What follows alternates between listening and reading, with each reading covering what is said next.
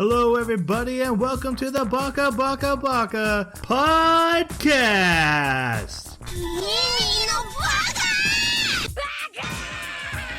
Baka. It's amazing how every time you open your mouth, you prove you're an idiot. Hello, everybody, and welcome to Baka. We are an anime podcast where every 2 weeks we watch an anime and we discuss it on this podcast in a book club format. We turn our discussion over to our comment section to let you finish up, clarify, correct, or just share your own thoughts on the discussion that we've had. Today we are talking about the first 12 episodes of Blue Lock. I know everyone's shocked and amazed. We did a sports anime again. It's been a while. Long while, and I didn't even pick it. But we do need to bring in my co-host to talk about it. So first off, we have the Jason Sudeikis to my Ted Lasso. It's Jeremy. Jeremy, how are you doing, and what anime are you going to pick to let people know how you feel about your style, your taste when we talk about Blue Lock? I'm doing pretty good. Just a long week. As far as the anime, honestly, at first, I was going to go with Kuroko's Basketball, but I'm not. I'm going to go with Megalobox because I liked it. I liked it more than I liked Kuroko's Basketball. And it's a sports anime. So there are sports anime that I like. And I'm saying that technically it's a sports anime. Comment section. He has not seen season 2. We all know we need to watch season 2. We know it's great, but we probably had to. Just season 1. Mm-hmm. All right. We also have the Patrick Renna to my The Big Green. Jason, how are you? What anime are you picking? I don't know either of those references. But anyways. You don't know the great soccer movie, The Big Green, and with Patrick Renna? Who's Patrick Renna? Do you guys know the movie The Sandlot? Yeah. That sounds familiar. With the freckled face Catcher kid? Yeah, it's Patrick Is that Renna. Adam Sandler's in it? Is that right? That's Nope. No. I really thought he was in that. Okay. Anyways, Thinking I The don't Water know. Boy? It's the only sport movie Sandler's done. I don't know. Hi, Jason. I'm not 100% sure why, but I'm just getting these vibes from Higurashi when they cry. Like I said, I'm not 100% sure, but I just think it's the development of the story.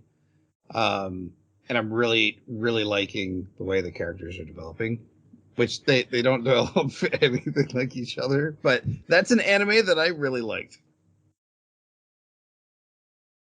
Okay. Did you watch season 2 of that? Yes. My daughter loved it. I never went back and finished it. It gets wild, like really wild. And like I said, my name is Troy. I'm going with kind of an obvious pick. Haiku? I'm not really sure how to say it. It's the volleyball anime. I think it's Haiku. I really thought you were Haiku. going to go with... Huh? Isn't that like the 373 haiku? Nope. Haiku. It's like HYYAKKKKU. I don't know how to spell it. Exclamation point. I thought you were going to go with the one where they like battle with their boobs and butts on standing Well, that's on... a great anime, but that's not a sports anime. That's just another shonen battle with Sounds like a sport. Constant tournament arc. No, so the volleyball anime, it's honestly one I've wished we could get on this podcast for years. So they did Over the Top not too long ago, and there's kind of a chance. The problem with it is like the first core is almost all setup. It's all, here's how volleyball works, here's how like literally hitting the ball works, and here's every character on the team and getting to know them. So when they start playing games and having wins and losses, like you've gone on this journey with them, and it's considered one of the best sports anime. It made volleyball one of the most popular sports in Japan just because this anime was so big. Japan's now like on the national stage of volleyball because they suddenly have a ton of players. That's cool. And it is good when it hits its peaks, when it's going for the best moments. They are so good, but you have to go through those first set of episodes, and I know if I put it on this podcast, we'd only watch those, and you guys would be like, well, I This is guess so I know dry. the rules of volleyball now, and I Yeah. guess these characters are maybe someday they'll have arcs, and it's a long form. And I do say if you like sports anime, it's worth the journey, but it starts it does start slow, and I just can't put it on this podcast because of that. Do I you appreciate think? that. Yeah. Do you think that if we were to skip the first season and just go straight into season 2, it would be understandable, or do you need that first season to really get the most out of it?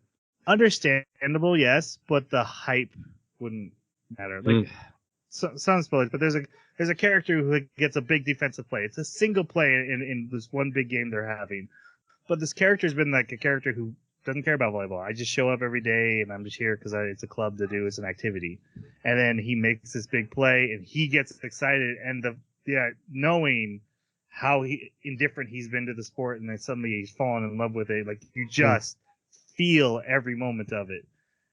But That's you have to have gone through that journey with him. Yeah. Otherwise, it's like, oh, he's screaming. What? Why do I care? Yeah. Catch Gotcha. that real quick. Yeah. Go watch season 1. All right, but I want to make sure I reference that anime because it's gonna come up. It's the bar, guys. It is the bar Right. for sports anime. Let's. Okay. We'll get into it. It is. No, I agree. I agree that Hayaku is probably the greatest sports anime ever. I guess we'll wait till we get to the spoiler section. And I guess it really isn't much of a spoiler. This really isn't, in my opinion, a sports anime. Like, yeah. we're not playing sanctioned games. This isn't for a tournament, like to win some sort of medal.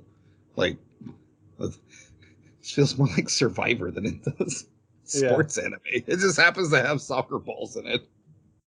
I think it's got enough that it shares with sports anime that I would put it in the sports anime category, but I do see where you're coming from. But I would more compare this with Dragon Ball Z than I would Hayaku. Oh, we have a format for a reason, guys. Let's talk about non-spoiler reviews. Jeremy, what did you think of Blue Lock episodes 1 through 12? Troy's changing colors. So stop. Just stop. I tried to control myself. It didn't work. We can't do that. The Baka is showing. So I liked it more than I thought I would. And I did kind of go into this thinking I'll probably like it just because the premise is so unsportsmanship-like, and that is intriguing to me. But in the end, I did get the sense, or at least I should say probably for the first half or so, to me, it didn't seem like it was delivering on the premise that it had, presented. But I think it kind of turned that around a little bit at the end of the season. So I'm still curious. I'm still eager to see like where they're going to go with this. And if when it's entirely finished, I will have, I'll be more on the side of, yes, they delivered and it was really cool, or no, they kind of meandered around and didn't understand what they wanted to be. And so I don't know. I haven't really decided where I'm going to be on it until I see more, but I'm pretty happy with it so far. Jason, what did you think? I rolled my eyes when I found out it was a sports anime, and I can't. I don't know. It's just rough for me. But once we got into like episode 2 and episode 3, it felt good, and I really like the journey the characters are going on. I am psyched for the next half of this season, and a lot of it has to do with the main protagonist. So, yeah, I'm really liking it. I was kind of middle of the road. I was entertained during it. It's not what I watch a sports anime for, but as has been pointed out, it's not really a sports anime, so that's not really what you should be showing up for. It's good. I do just want to point out, and this is very important to me, that stub or sub, they call the sport soccer in Japan. We've been told our whole lives the rest of the world calls it football. Uh-huh. And you know what? You lied. Japan calls it soccer too. That's two of us. Rest of the Mhm. world. I don't know how many international listeners we have that are getting mad at me right now, but two versus the rest of you.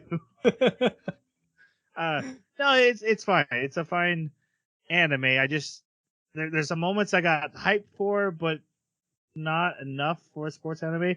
I will say I think they're very brave because they're doing something very different than the average sport anime. They're not like building up for a whole core to get you to those hype moments. They're just here it is, quick backstory hype moment. Enjoy it. And hey, you think this character's important? He's not because this is an elimination story. Stuff like that. And I did think that was ballsy of them and commendable. It just wasn't as entertaining as I thought it could be. All right, your guys' thoughts on the opening and the closing. The OP's song didn't land too well for me. I mean, it was okay, but I like the visuals. The visuals, and actually throughout the entire anime, not just the OP, they feel good. They feel weighted. The animation style, I'm not in other anime. I haven't been really a fan of, like the way they draw the shadows, the way that the still frames are. In the past, usually bugged me, but like the artwork on this one's really good, and it shows through in that OP. And I like the showcasing of the teams and the different players. The ED, fine. Yeah, I found the ED to be very skippable. The OP, I'm kind of in the same exact boat. I love the visuals of having like a big pile of all of the bodies of the team members that this, the one has to trample on and stand atop. But then if you actually like pay attention to who is where, the main character's not actually standing on top of the bodies. That's somebody else that's standing on top of the bodies, and he's like approaching them. So it gives you this sense of I don't really know exactly what's going on because they have the same numbers on their shirt, right? They're both 11. And so there's a lot of potential symbolism and metaphor for like what's going on in the relationships between these characters that I have yet to unravel. I haven't really given it a ton of thought, but I can see that it's there, and that's kind of intriguing. I like seeing that extra layer. So I like the presentation of that. The ED is completely forgettable, but it's not skippable because there's extra scenes after the ending credits every time. That's true, but they don't have too much substance. No, I didn't write a single note for any of them. They were just very silly. I watched about like 3 of them, and then I was like, I'm not watching these anymore, and I stopped watching them. They provided no substance, except for I loved when they were afraid of the dude that was like leaving, and they were like, so scary. That was kind of funny. Yeah, the brother. I feel like one had some important. Oh yeah, it was the one, the brother leaving. Yeah. All right. The OP was great though. That guitar riff causes a sense of dread immediately. That like yeah, you're right. And then you see the bodies falling, and you're like, oh, we're in for doom and gloom. The show doesn't even get that doom and gloomy, but it feels like they're gonna have axes chopping off their head if they don't play soccer right. Like that's the sense I get from that riff, and that was really cool. And I took the other 11 player on the top of the bodies as his future self. He's walking towards. Maybe for symbolism. But otherwise, yeah, I liked. I actually didn't skip the OP once. The guitar riff was enough to keep me there. Otherwise, not that special. All right, before we go to spoiler section, our next anime is Blue Lock Part 2. It's 13 through 24. We are going to finish this first season.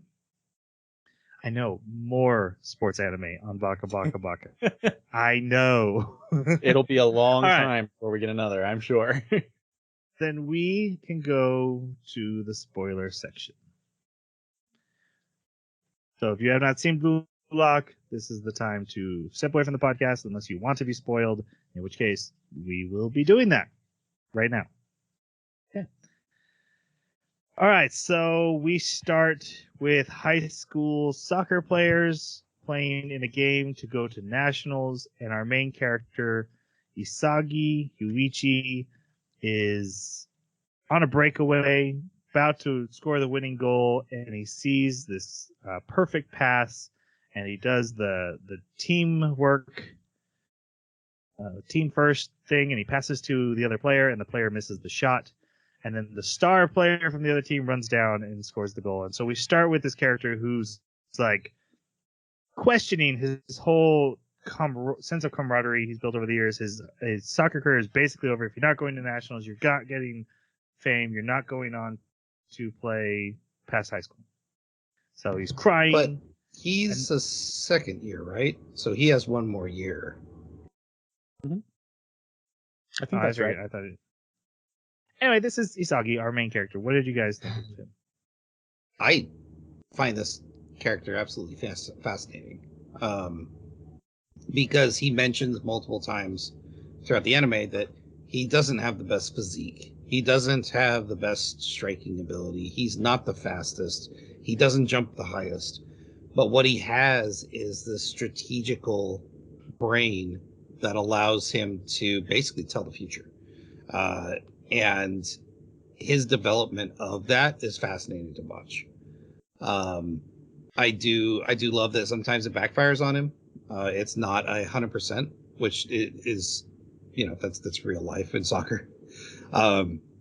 You can have the perfect setup and just something can go wrong, or someone on the other team saw it coming. Anyways, I love that he's constantly fighting this anime protagonist trope of being the likable guy, wanting to build friend relationships, wanting to build teammates, but then at the same time he has to keep remembering, oh right, I'm gonna crush all these people because I'm gonna be the best. I want to win. And so watching that dichotomy is absolutely fascinating, and this character has drawn me in. So he's a bit whiny, so I don't watch the show strictly for him. I do like a lot of the other characters, but I do like this journey he's on. I find him to be a pretty compelling character. He's very interesting because one of the other characters has a, quote, monster inside of him, which is basically just his ego and his narcissism. But in the anime, it also like gives him tips on what to do in soccer to win and like who else might have monsters. And so he calls out that this guy, you've got a monster too, and I can't wait to see what you're gonna do, and I'm so happy to have met you, because he can even tell that this guy's destined for greatness, right? And that's another anime trope thing for the main character. But I love the fact that this guy is the reason that he's got that dichotomy is because this is something that we're all taught, not just by like society, but internally. We kind of know that if you put yourself first and you're like constantly striving to achieve whatever your ends are at the cost of everybody around you, you're going to make enemies. You're going to have problems. Eventually it will bite you in the butt. And so he's been trained not to do that, but he really wants it. And now he's in a place where they're telling him, no, do that thing. And so this is like, it's really fascinating to see what is going to happen to this character. Where are the writers going to take him? What is going to be the consequence? How far is he going to go into that? Is he going to become a narcissist, or is he going to become, something less but farther on that spectrum? I really like the philosophical discussion of whether this is even going to be beneficial. And I think one of the things that's the most interesting to me is that he and a lot of the other characters are constantly talking about how much they want to win. Like they're going to be the best, and they're going to make all the scores, and they're going to do all this. But then they're constantly turning to their teammates, and they're like, "Do your job. We're a team here." So it's like there's this constant contradiction between the egotism and the self-centered, like I must stand at the very tip of this pyramid, and all of you others are just there to support me. But at the same time, you have to have them in order for your team to function. So it's just interesting to watch. And he's kind of the lead of our glimpse into that. I did love that one of his lines was he sees some of the people that are going home, or that, when when he wins a game and he sees everyone that's crushed, he's like, I just crushed these people's dreams. And I liked it. Like, you don't see that with protagonists very often. I love it. Yeah, exactly. That is an interesting part of it. It's kind of the only thing I was really finding interesting about him is that of enjoyment of putting others down. It's not the thrill of victory that he's going for. It's I took away their opportunity. I crushed them. That is very different. It's not, like I said, it's just not the thrill of winning. Jeremy, to your point about like I'm here for me, but this team needs to do what they need to do. That's also kind of true though. They mentioned soccer stars, but as not huge into soccer, while I recognize some of the names, I kept coming back to Michael Jordan the most, but like Tom Brady and some others. But Michael Jordan, probably one of the biggest egocentric people ever. He's going to win the game for his team as long as his team doesn't lose it for him. Like that's a real thing. Like as long as you guys do what you need to do to keep them from winning, I'll make us win because I'm that good and I know I'm that good. And he was so insanely competitive that he would, if he like one person said anything bad about him, like, oh, I don't think you can do that, he would go out there and do it in triplicate just so they would know he was good enough to do it because he would couldn't let that stand. That's exactly what the philosophy of this anime is pushing for. And there's real world application. It's true. Although I hate it and I'm not a fan of it. Like, I like the teamwork stuff and, let's all push to be your best self, but not push to be the self that knows it's better than everyone else and will never stop thrashing them down so they know it. That's very different for him. So I have a hard time like rooting for him, but it was interesting watching him develop his weapon. Yeah.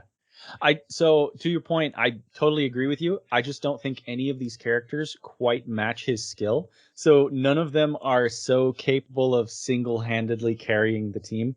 Maybe we've seen a couple on other teams where there was like the king or maybe one of the other strikers that was like, yeah, this guy is, basically give him the ball, like the genius later, give him the ball and he's just going to do everything for the team.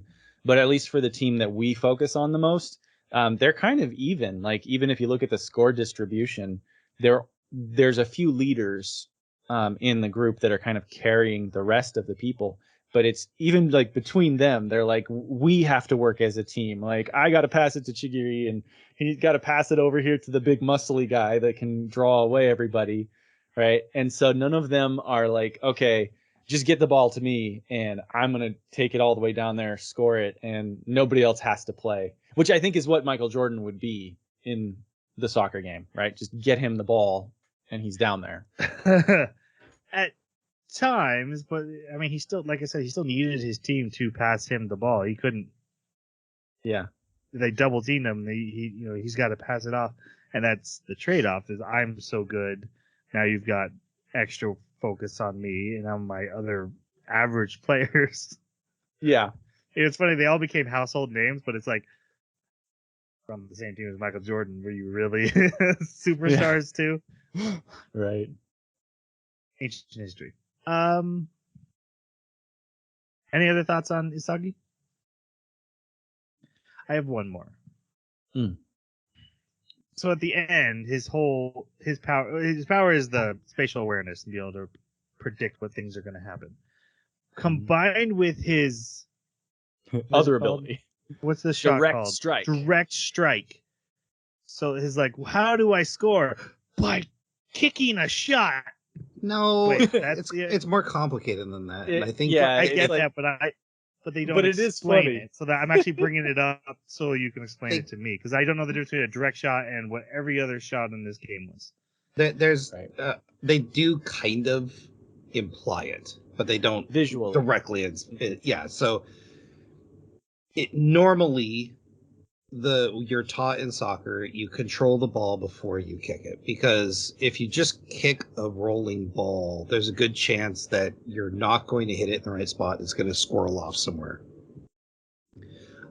So it's actually something you have to develop, where a ball is coming at you at any angle, and you have to be able to angle your foot when you make contact with the ball to make it go where you want it. Similar to pool, right? If you want that pool ball to go left, you need to hit it on the right side with your cue ball.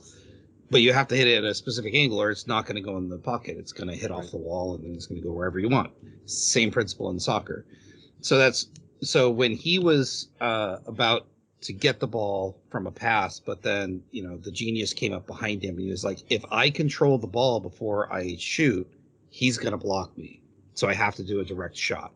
Okay, So what that means, he didn't control it first. He hit it out of the air while it was coming down.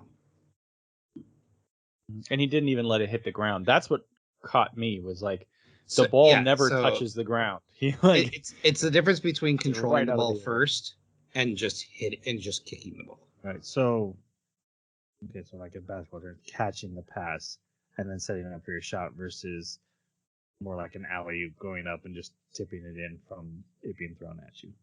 Yeah. Okay. But with a lot more difficulty, because like you said, spin and speed of the ball. Right. Thank you. Okay. He gets a letter when he returns home after his cry fest to join this program. It's run by the Japanese Soccer Committee Union, whatever. And so he goes, and when he gets there, the star player Kira from the other team is also there. And they're like, "Oh man, you were really good yesterday." And he's like, "Man, this guy's awesome, and he's good. He was interviewed by TV. He's good." He's clearly set up as the rival character for our main character. Like, here's the guy that beat you, but you're friends, but you're gonna push each other to be better. Here we go. Remember that. Yeah, Isaki. No. So they go inside, and then they're introduced to the Blue Lock program. And they find there's a room full of the top only striker positions in high school soccer across Japan, and they've all been invited, or something like that. Yeah. Or was it 300? 300 exactly. 300 exactly. Oh, okay. And yeah, top 300, and they're all here. And this guy comes out, and his name is Ego Mob Psycho. Jinpachi. Adult Just mob the psycho. haircut. Uh-huh. And he comes out, he tells them the plan for Blue Lock. But I'll say the plan, then we'll talk about the character, because it's kind of important to understand his plan. His whole thing is Japan soccer never goes far in the World Soccer Tournament? World right? Championship? World Cup, yes. Yeah, World Cup. Yeah, that's it. It just happened not so long ago. Anyway, and he's like, so I've decided we're going to win, and the way we do that is we have the best striker, but it's not just the best striker, because Japan's a very team-oriented country. That is how our community is. Our Social structure. Culture. Culture. Jason gets a point. Yep. As you know, I did that on purpose to play a game. Okay. I'm ahead. Yeah, you are. Yeah. Japanese culture is very team oriented, but they need a player who's not. They need the soccer version of Michael Jordan. And they make a really, really great comparison that Japan's baseball program and world stage baseball is excellent. And that's because of that team orientation. But because they don't have any egocentrists like a Michael Jordan, they never make it very far into the late stages of the World Cup. No, to be fair, they said soccer stars. Pele, right? Baka, they're naming famous soccer stars, but guys, I can't imagine he goes more than Michael Jordan when I think of sports figures. Sorry. I know so little about sports that the names kind of just over my head. Yeah, so he basically he's using this program not to push just their soccer skills, but to push their egos to the point where they get exactly what they need. That player will then automatically go on to join the World Cup team and play for the World Cup. Only one of them. So it's a competition, all strikers. That's the goal, the Blue Lock program, as he calls it. Now it's time. Your guys' thoughts on ego. I love this character. He's so maniacal and just out of his mind. In fact, the person that hired him even like prefaced that to the board, like, this guy's nuts, but he's gonna do great things. And I think one of the most fascinating things about this character is his end goal is borderline evil because of what he's putting these kids through and like the way he's pushing these kids through this program. But his philosophy and his reasoning is fairly sound, which makes me like question my morals. Because like I'm going, but when he explains like there can only be one of you, there can only be one greatest striker in the world. That's going to necessitate crushing everyone else beneath you in order to get to that spot. And it's like, that's true, but soccer is a team sport. You do need a team. But if you want to be the best, you do need to leave everyone else in the dust. So it's like, I'm fighting with this, like, his reasoning, because I'm like, it's compelling, but it's bad? Yes, it's bad. It is bad, right? No, this isn't good. It all depends on whether you want to be the best striker. If you do, right. it's And good. actually, that was one of my things I wanted to bring up, that I brought up in the pre-show, was that the way they run this program, people are going to be getting hurt left and right with how hard they push them from game to game, from training session to training session, no rest. Like, ACLs are tearing everywhere. People are breaking ankles. Like, this is not a great program. Yeah. One of the things that I really liked about this character was that we kind of got to have a little bit more time with him than we usually do with characters that are like the big distant mastermind that's controlling everything. And you only see them on the TV screen, and they're always like manipulative and, you know, just knowing, right?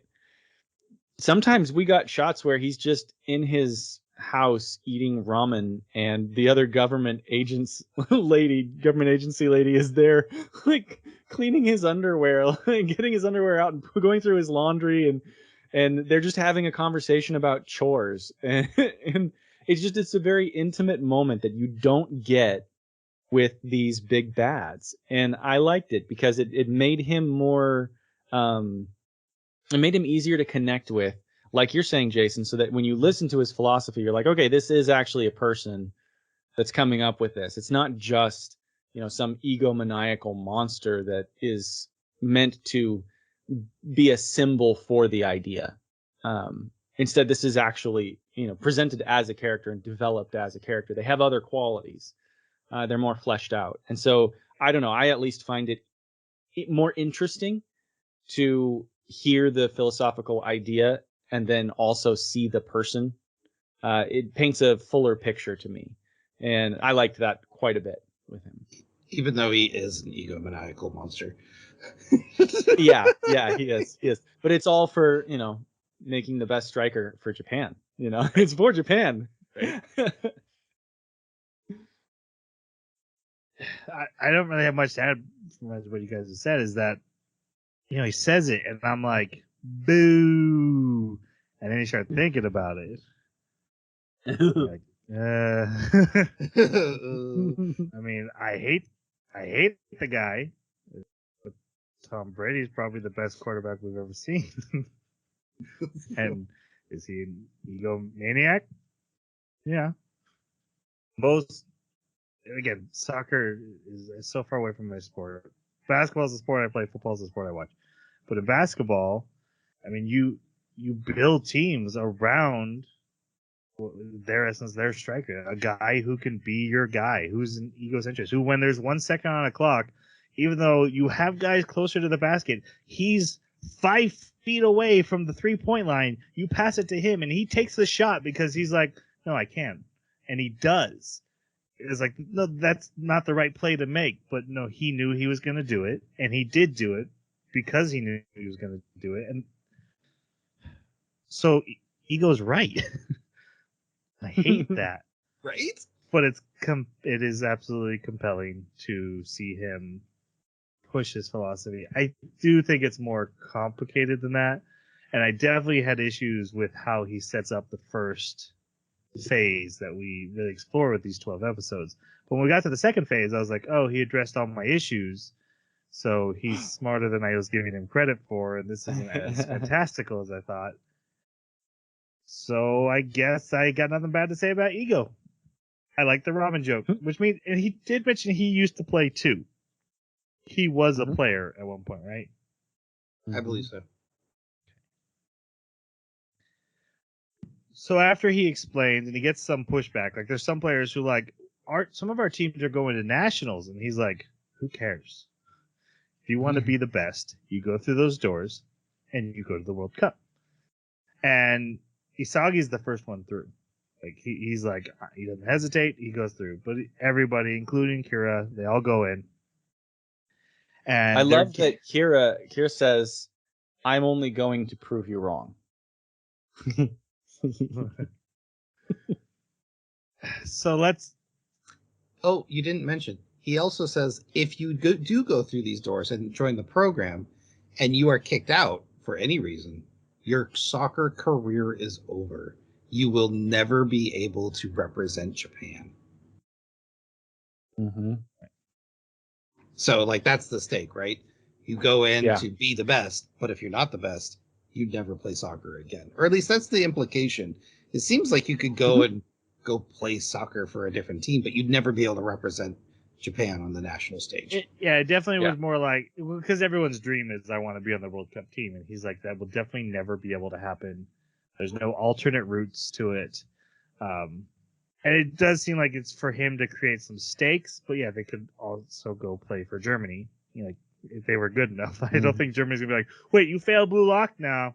Right. Yeah, it's definitely major incentive, but we do get a glimpse of at least one character that wanted to continue playing for a foreign country but couldn't because of passport issues.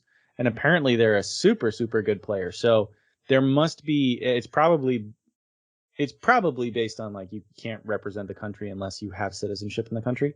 So it's probably really hard. He was representing the other country. He just had passport issues, so he couldn't leave. Right, he couldn't continue. He was forced out until he got him resolved. He was going back, and then he canceled going back because he heard about Blue Lock.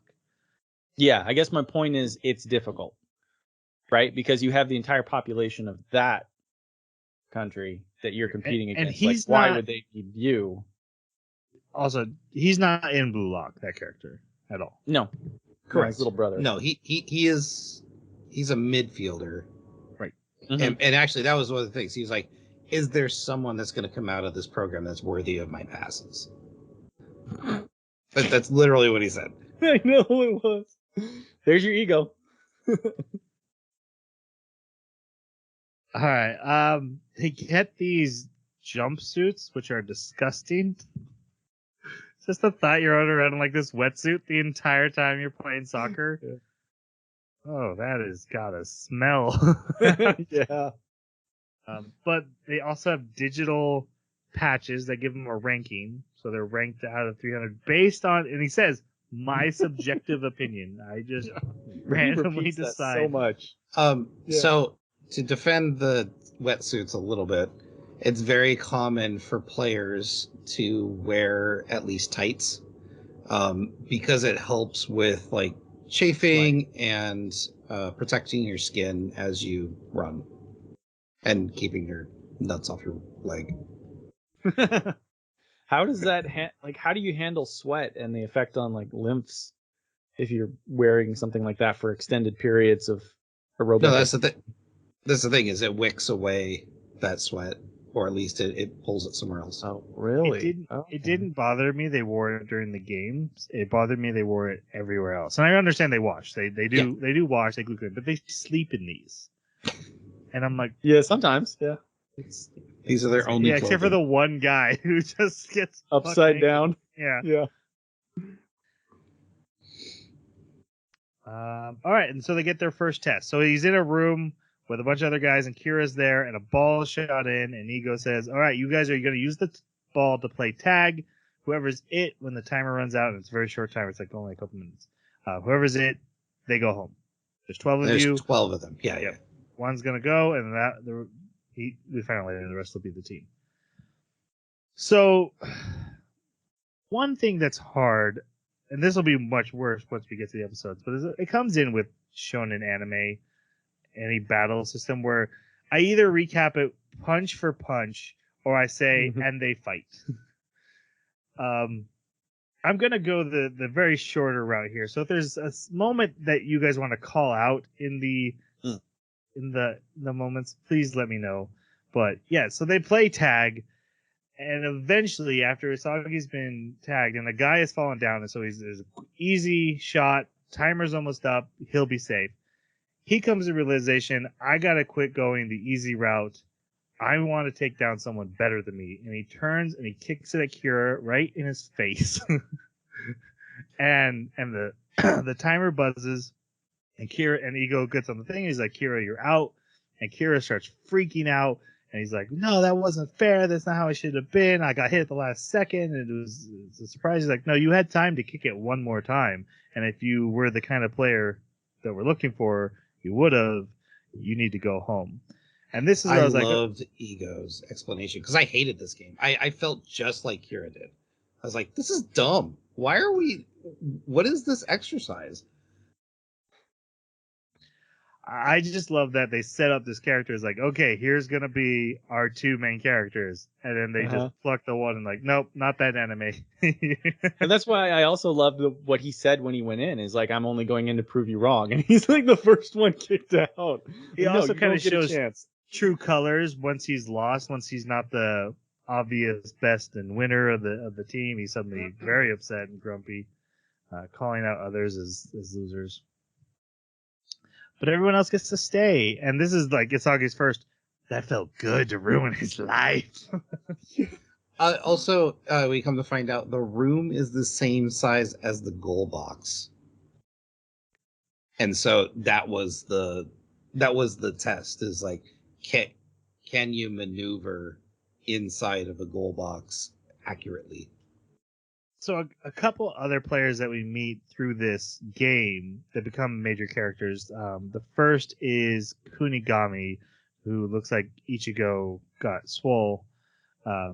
Your guys' thoughts on Kunigami, the power hitter? I liked him. He was just down to earth, very matter of fact, but always had a level head. But besides that, I didn't see him do much like character growth. Like he was just there. That's who he was, and he could do hard strikes from long ways away. I kind of see him as the sort of moral compass, and we don't know how long it's going to survive before it breaks. Right. Like, because he's such I'm a good guy. I believe in everybody doing the right thing. Things should be fair and right. A lot of honor. And that's not gonna work in Blue Lock. But he's good enough. He's capable enough that he's been able to make it work so far in Blue Lock. And he's scored a lot of really good goals, and he's been really valuable for the team. But I wonder, especially now that the team is, gone its separate ways due to Blue Lock rules, how he's going to do in the new scenario, and whether his moral compass is going to survive or whether he's going to be crushed and have to start breaking his own rules in order to survive. I'm waiting for that. That will be interesting. That will be his first real character development, I think. Yeah, I liked having very much the same thing. Guy with an honor system, and we're gonna do things fairly. And then the soccer game happens. He's like, "This isn't fair," and they're like, "Tough." You have to deal with that. And then, just like you said, Jeremy, how long does that survive in a situation like this where that's not what they're looking for? Then there's the monster himself, Bakura, the footsie specialist. Here are his thoughts on him. Hey, he's the dribbler, right? Yeah. Yeah. I really like this character. Yeah, me too. And him and Isagi both, like, when we first get introduced to him and they start getting into intense pressure, they start drawing the eyes in this like crazed way, and I love it. I love the intensity that the story brings with that animation. But at first he was pretty irritating because he's just like didn't make sense, and he's just like blah, blah, blah, I'm crazy. But then like he not only shows his skill, but he also pushes Isagi in a really great way. And I love the monster metaphor as well, and also like the drawing of said monster, like telling him what to do, was pretty great. So yeah, and I liked how, like, as the story progressed, he started to also develop his weapon, which, you know, was dribbling. So yeah, I like this character. Yeah. Yeah, this guy is like just the opposite of the other character. Like, I mean, from the very beginning, like, foot to the face of the guy that's trying to tag him. He didn't like just dodge or anything. He just kicked the guy in the face. And then the next scene, he's like restraining Kunigami, restraining the good guy, right? He's like, come on, hit him, you know, and he's just constantly leaping around, causing problems. Like you're saying, Jason, it kind of comes off like he's chaos. Like that's all he's there to do is just have fun and make things as terrible as they can possibly be. But maybe that's not it. We come to realize later that it's just he really is already he's already an egotist. He's already very much like, I will do whatever it takes to win. And he could see it in Isagi. And so he's like, I'm going to set you up to win. I would rather, you know, take the potential risk, which is what happened in that last scene. Take the potential risk of, like, if you don't kick the ball when I kick it to you, I'm on the clock and I'm going to be eliminated. But I can see the monster in you because I know it's in me and I recognize it. So I'm going to kick the ball to you, and I know you're going to kick it in the face of this guy who's better than both of us. And so, like, seeing a character that is so heinous and villainous, but he's also presented very human and very, in a lot of scenes, he's just very sweet and a nice guy. But like when it comes to this sort of competitiveness that he's got on the field, like he is a monster, and he will destroy anyone that he needs to be able to accomplish his ends. So it is interesting to watch him too. I like the contradiction between those two characters and how the others play. Plus, his chaos is just kind of a little entertaining. It's nice having a character that's so free and honest about what they're trying to do and what they're thinking, and not as complex as some of the others. With many of his character traits actually ignored, he's the one I relate the most to. But it's why I really like it. So he's the character who, like, as soon as he sees the team or whoever they're going against is better than him, he's excited. And like, at one moment it ends up saving his team because they're like, oh, we're gonna lose, they're so much better than us, and he's like, this is amazing, they're so good. And it's not the same as like Goku's I want to fight the strongest so I can be the strongest. It's literally just, he knows, and it's a big part of the anime, he knows if I play someone better than me, I will have to advance and get better. If I'm playing against people weaker than me, I don't go forward. And he's just super excited that this opportunity is shown up to go forward. And whenever I play a game, I love playing someone who's especially just like a little bit better than me, where I have to evolve, get a little better. I have to shoot better, or I have to dribble better. Or video games, I feel that's why I play multiplayer games. I love going against someone who's just slightly better than me, and I have to, what are they doing that I'm not? What can I, oh, okay, if I start sliding now, if I start jumping here, man, that's a great feeling. And Baka is the only one who really encapsulates that, and I really appreciate they put that into this non-sports anime. You just need good matchmaking, and then you can do that. Yes. And I think you just hit on something that I think is interesting. even though it involves soccer, I don't see this as a sports anime. Right. Well, you just gonna leave that there, or Okay, so yeah, like, if it's not two official teams competing for some sort of award, or it's not going to nationals, or we have the best. We're also looking for the best goalie and the best midfielder. Like, no, this is a bunch of people. Like, this is Survivor for soccer. Yeah. So I guess for me, when I hear sports anime, I think the topic is sports and the end goal is sports related, and what they're going to be doing is sports. So for me, it isn't like, well, you're right. Yeah, the, you win the technicality reward. yeah, because like, to me, it doesn't matter if they're playing, official matches, or if they're playing black market or underground matches or something, right? Or if they're going to be bringing home the World Cup, or bringing home the opportunity to play for the World Cup. To me, it all kind of still fits in that category. But I do see your point that, like, it's definitely not the traditional sports anime. What if the stakes changed? What if, and they could have done this. I actually was wondering if they might. Like, hey, you lost that game, you lose a toe.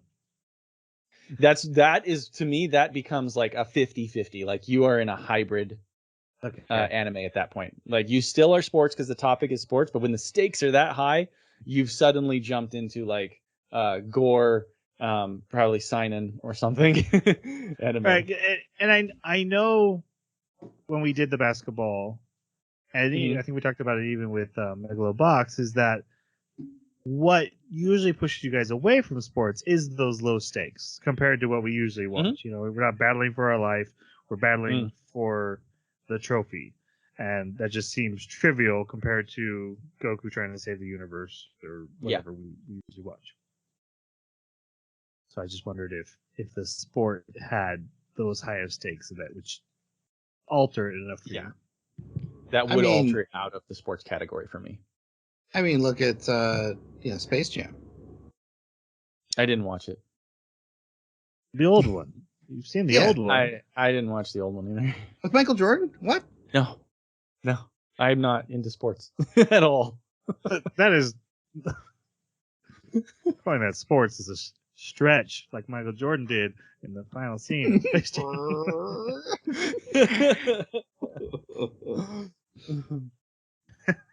No, it's a terrible movie, but it's so much of our childhood. Okay, so after this, we get a scene about the soccer union telling the basically the country, hey, we're gonna do this blue lock thing, and them being like, that's dumb, that's a terrible idea. Well, we're doing it. And also, like, the reporters are like, this seems super unethical. They're like, yeah, but it's gonna be awesome. Yeah, but World Cup, guys. World Cup. I thought this was really weird. Like, I got the impression that Blue Lock was not necessarily a sanctioned organization up to this point, right? Like, maybe some rich billionaire had made a deal with some coaches or something and set up Blue Lock. That's what I thought it was. And then when they present this, it suddenly becomes a little less believable to me, because it's like, why would you eliminate that much of your potential pool, right? To winnow 300 down to 1. What if that 1 gets injured? What about number 2 or 3? Like, I would, yeah. Anyways, it just made it a little bit less believable to me. All right, those 11 guys in the room, they're called Team Z going forward. Then they do some physical testing, and when Isagi realizes, like, they all have super strengths, and he's pretty much below average at everything compared to everyone. Even though he's always like, oh, this guy can jump super high, and I can only jump this high. So I don't know, actually, he might be above average, but he always went against, like, the exceptional at this one thing every time he did a test, and that's got to hurt the ego. At night, he goes to do some extra training, and Baka is there, and this is where they have the discussion about, I have a monster inside me, and I sense you have it too. kind of pushes him, and they do some training together. They're told they are the worst team in Blue Lock. So every building in Blue Lock has a number, and they're in building 5, which means all the worst players are put in building 5. And then every team in that building has a letter, and so they are Z, so they are the worst team in Z. And then the rankings show them where they rank for all players, which I had issues with because I thought that sounded like a really terrible way to isolate one super great player, because you could have, because he's clearly trying to unlock potential, and I'm like, you're not going to be able to do that if he's on the bottom of the barrel. And you just playing against other bottom of the barrels. Bottom of the barrels. Yep. But I was wrong. And also, I was like, how long is this anime going to be? Like, to Yeah. get through this many teams? And where are the superpowers going, right? Because like these guys we're seeing so far, they're pretty impressive. Like, are we going to go into energy beams soon, or Kuroko basketball levels of craziness? Right, where you can make balls disappear and reappear somewhere else. Yep. We get the scene about that midfielder who finds out about Blue Lock that we already talked about, but it never really comes up in this half. I'm guessing it'll be more important later. Yeah. Then we find out that the 5 teams in Building 5 are going to be put in a tournament, and they get ready for the first game. So the rules of the tournament are the top 2 teams. It's a round robin, so everyone's going to play each other. The top 2 teams will advance. The rest of the teams will be eliminated, except for the top scorer of each losing team. So you can save yourself if you're the top scorer on your losing team, but otherwise everyone's out.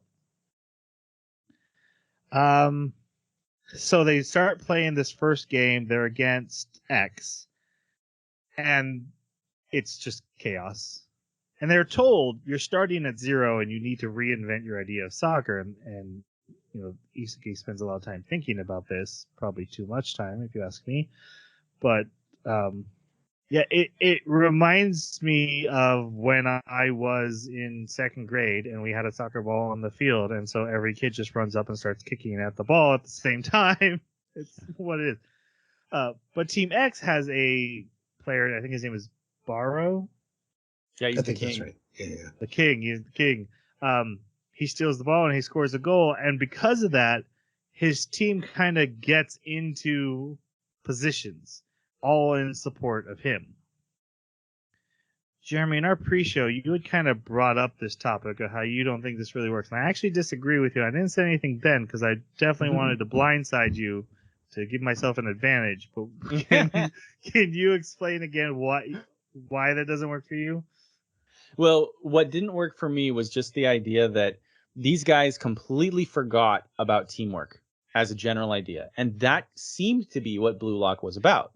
It's about individual ego and how you need to place yourself and your ability to strike the ball above everybody else. And so having all of them run up to the ball like that, that's exactly what I would expect. And that's exactly where I would go with this anime. And that's why I thought, okay, they're making teams of 11 for this anime where you have to be the best, not your team, but you have to be the best. So to me, that just even having a team of 11 is a weird thing to do if this is about developing individual ego. And so then when you have all of these characters and they start saying, oh, okay, well, we got to be more like a team. We got to find our roles within the team in order to make this work. That, again, is emphasizing teamwork. Now, I know what you're describing with like the king and how he just kind of carries his team. These guys don't really do that. Like, they split the load of this team. Right. And so that's why, to me, like, this team does not emphasize that sort of, you know, you have the one striker that everybody else is in a position to support.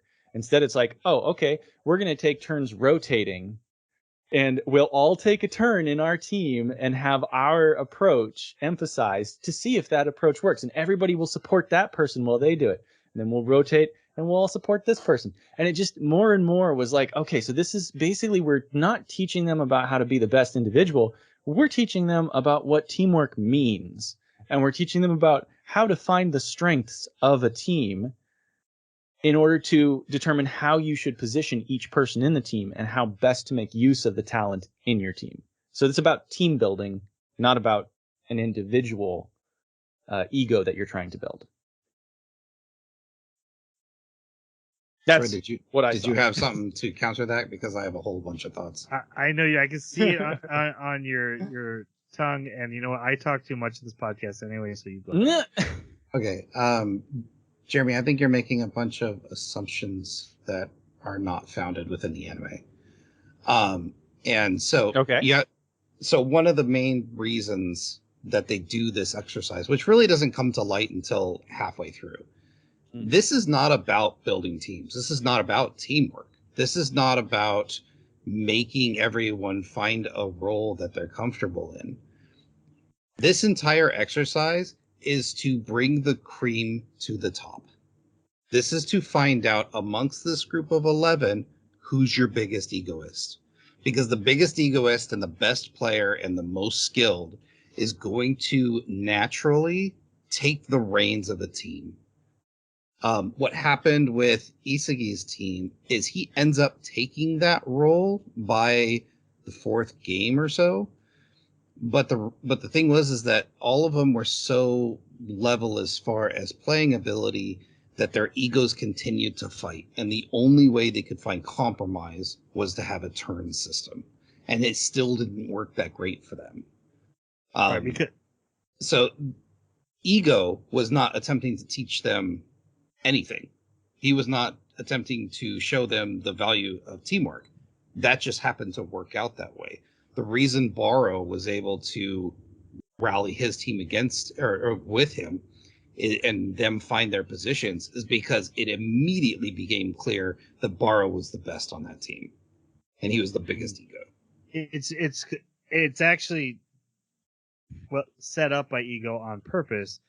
Because of the rule of the highest scorer of the losing teams get to survive, it becomes about survival.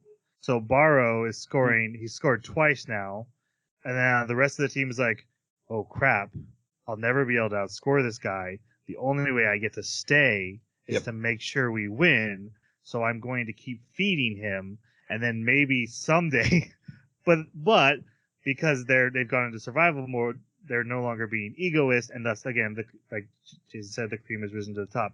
It doesn't happen for Team Z at all in this game, and they try the rotation in the next game so they can see if they can find the cream, but by the end, they're relying on 3 or 4 strikers only. They just don't have the excellent one player like Barrow who pushes them all into position, but by the end, it happened. Raichi takes a full defensive position by the last game because he's not scoring. He hasn't scored yet, and if he wants to survive, he knows he's not going to be the top scorer, and he needs to support the guys he knows are going to score. You know, that does all make sense. I hadn't really thought of it from the perspective of like the long-term zoomed out sort of ego approach, but yeah, in the objective of trying to pull the cream out, yeah, that does make sense. The one I really disagree with, though, is the goalie position. Yeah, because that poor guy never got to do anything. But he doesn't. I guess but I guess if we're thinking in the same line as what we just discussed, then he's already disqualified himself because he doesn't even want to be a striker. Because he said, "I'll be a goalie." Or he doesn't believe that he's best suited for the situation that they're in, and he can make up ground after these rounds. I mean, that would be could a lot of confidence because they almost died so many times, and all he could do is just miss the ball. I would say, like, if you're in the goalie booth, you'd be like, "Let me out because we're gonna all die, and I can't make a score here, so I won't be preserved." But the way you could also rationalize it is you could be the best striker in the entire blue lock, and you could score 8 goals. But the thing is that if your team doesn't have somebody that can defend that goal, the other team could have 9 goals. And then you're either without a team or you're going Which out. is okay. You'd be without a team, but you'd still live. My issue with that is that the the system that again is setting up for zero. So you go from chaos, the cream rises, and everyone has soccer to fall from into zero. position. But the goalie doesn't get to experience that. He had already all. had to jump into the goalie position from the get-go. Never gets to rotate out. I kept wondering if we were going to find out if he actually was a good striker or not. And I get what you're saying, that he's just doesn't have the ego to say, I will not be your goalie. He's too humble. He's too humble. I get that. But they're all too humble, and the whole point is to build the ego, and this guy will never just get the chance. And it's the only one that I really... And I had a problem with the whole goalie situation. Like, okay, well, they're not that good a shooter. They're shooting at other strikers. They fix it in episode 12. But I was definitely like, this is a terrible system because you don't have goalies. Right. And the goalies are strikers who never get to try. Okay. They lose 5-1. They do get one goal thanks to a crazy pass that Asagi does to Kunigami, the hard striker, power striker. And he passed it to him even though he was the one who was not open. There was another player open, and he passes it to Kunigami, who has it, his power foot, and he's able to score a goal. So they get the 1, and they lose 5-1. The other guy was the spiky teeth, blonde hair. Yeah, he's basically discounting. Right. And he was so mad. It's Raichi? Yeah. Yeah. I think so. Raichi? Anyway. So, they lost. And Not right. they're told we need to have a weapon. And this is where Asagi's like, I don't have a weapon. But then Kunigami comes and talks to him, shares with him some steak, and we learn if you have goals, you can buy stuff in Blue Lock, like currency. And they typically they could like call home, get a day out, and they're like, no steak, because yeah, exactly. You're only allowed to eat whatever your rank allows you to eat. So the higher your rank, the better food you get. And I do love that based on the lie that he's been telling for the first 11 episodes, he never had to buy like actually exquisite meals. He keep feeding like Crap. 5 people are getting pickled radish instead of someone getting filet mignon. Did we ever mention that Isagi is like second from dead last as far as rankings? Yeah. So yeah, he's eating. What does he get every day? Is it miso? Yeah, I think that's right. Yeah, miso and rice. Natto. That was it. So yeah, he gets to share the steak with him, and then the guy points out, he's like, red meat. Yeah. Kunigami points out there was no real good reason to pass it to me, but you did anyway, knowing that I would score. I think you can smell goals. And so Demon Slayer. He's like, oh, I can smell goals, which is the spatial awareness. We'll come to find out. But it is portrayed a little bit funny, and I don't know, it doesn't bother me that much, but it cracks me up every time where he'll be like, he's running around and he's like, oh man, there's like 3 of us running side by side. I can smell a goal happening. I don't know. It's a funny way to say it, but I get what he's saying. Yeah. He can sense that they can score. Yeah. So they go to their next game, which is against Team Y, and Team Y has their own star guy, and he starts scoring on them. And Team Z, Isaga's team, is now rotating the striker. Like every 3 minutes, everyone rotates the position. The next striker. I thought it was 10 minutes later, because it's only a 45-minute half. 2 45 minutes. So there was one defender that 2 don't want to rotate. You're right. Right. So the 9 get 10 minutes. Right. So yeah, and it's not going great, but they decided to stick with this. And then during a play, Isagi realizes that the star player is not the real star player. That it's this guy with bangs. His name is like Nico, and he's like Isagi. He's a good planner and good setter. He can pass well, and he has good spatial awareness. So Isagi intercepts him, and they're able to tie the score thanks to the big giant guy. So he does like a weird header. He does this crazy header move. Oh, yeah. Yeah. Flies through the air like an airplane. Yeah. Yep. So for the rest of the game, Isagi is defending this Nico guy, and it's really cutting off the offense of Team Y. And eventually he does get the final pass of the game, and he shoots and he scores and he wins the game for his team. And again, he's like, I just ruined their whole day. It's so good. He walks up to him and stares him in the eye like, yes, I got you. Yes. And this is really bad because this is the one time that we see past Nico's bangs, because he's got these bangs that cover his eyes. And he's like all teared up and everything. But it gets even worse because at the end, after the ED, where they have all those little things, there's one where they're like doing impersonations of different people. And one of the characters does an impersonation of poor Nico when he's crying about losing. And I was like, oh my gosh, you guys are just rubbing it in this guy's face. That night, Isagi talks with Chigiri. So we can talk about Chigiri now.